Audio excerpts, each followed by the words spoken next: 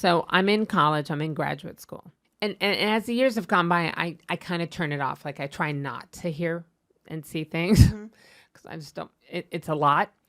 So I'm sitting at a table in the library, and it wasn't a big college, and it's summertime, and I'm in grad school, and I had a big debate that was like half my grade. So my shit was all over the table, and I'm sitting there. Must be like 5 people in the whole library. There's at the front.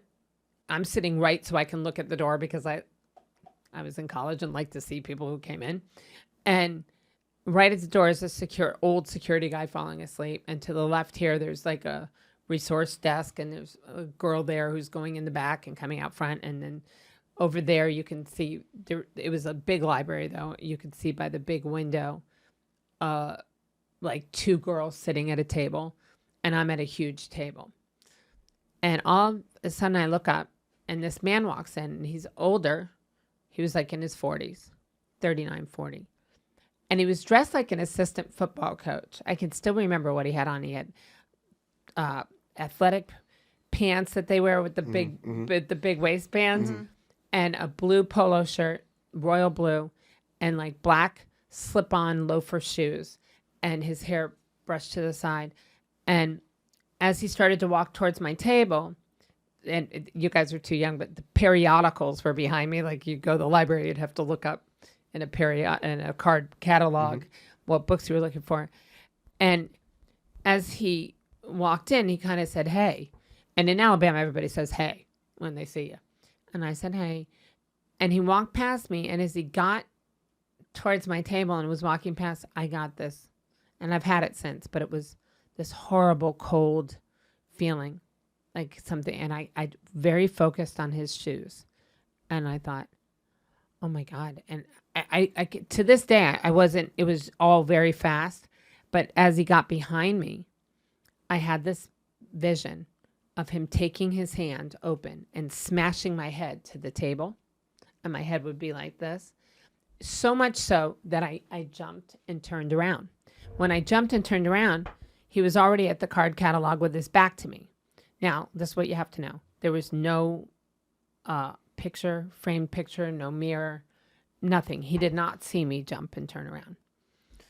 He didn't even flinch or anything. He was working. He was doing something.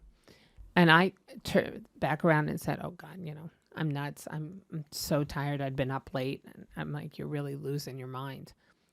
And I didn't even focus on him. I went back to my thing. And I looked up, and he's now over at periodicals. Now, years later, when I break this down for you, I'll tell you, like, it never had dawned on me at the time how odd it would be. Why would you be at a card catalog and then periodicals? But he's at periodicals, and back in the day, they used to have like newspapers and stuff on big sticks, and you'd pull them out and look at them, and he was looking and putting them back and looking. Again, he never looked over and saw me looking up at him. I just put my head back down, but I had a very strange feeling about the way he was looking at, and I can, to this day, like 30 some odd years later, I can still see him pulling those out. And I just went back to my work. And all of a sudden, that cold feeling hit me 5 minutes later. And I looked up, and he was standing at my table. Now, all the tables in the place are empty, most of them. And he just smiled and said, I don't scare you, do I? And as he said, I don't scare you, do I? I heard a voice in my head say, run, run, run, run. It said it at that pace, and it didn't stop saying it. Run, run. And as I'm hearing the run very clearly, and I've had this happen, so I know it's very weird if you've never experienced it, but I can also hear, like in a dream, you know how you can do one thing but be thinking of another thing? I'm hearing the run, but I'm also hearing don't let him, like instinctually I can feel don't let him know you're scared. But the run won't stop. So I just looked up. He said, I don't scare you, do I? I said, not at all. And I just started putting things in my bag, like cramming them in my bag. And I said, but I do have to be somewhere. So I'm going to have to go. And I mean, my papers were wadded. I picked my bag up. I went out the front door. I fell down it was like 3:34 in the afternoon. It was light out. I fell down like 2 steps, ran to my car. I can still hear run, run, run. I get in my car, start my car, run, run. And now I'm like, oh shit, I'm thinking he's behind me. And I drive across campus. I got like 25 miles away from where he was before the voice stopped. And I could not stop crying. I must have cried for 20 minutes. And there's no doubt in my mind he had just done something horrible. His eyes were very dilated. They looked very black, which means he was turned on by whatever was going on right then. I could not, I still can't, like, all I can ever picture it would be like meeting Ted Bundy or someone. Mm-hmm. Like, I knew whatever was sitting in front of me was purely evil. But the cool part was I also knew he saw the good in me the way I saw the bad in him. Mm-hmm.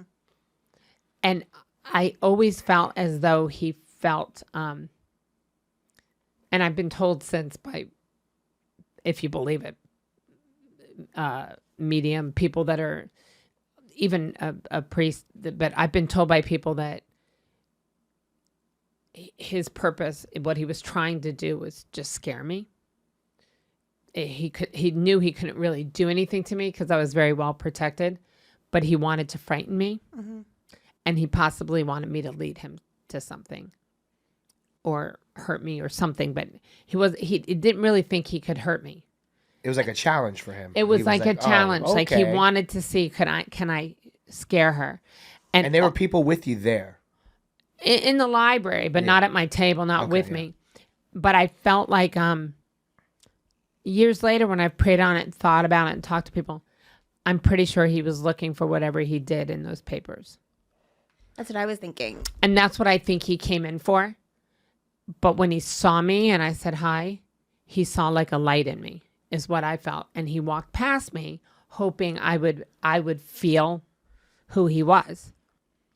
And I did, but he didn't realize that. But when he came back and sat there, it was I mean, the minute somebody says to you, "I don't scare you," do I? And they do. Mm-hmm. And I was just like, oh. And to this day, I think I actually met evil, like actual.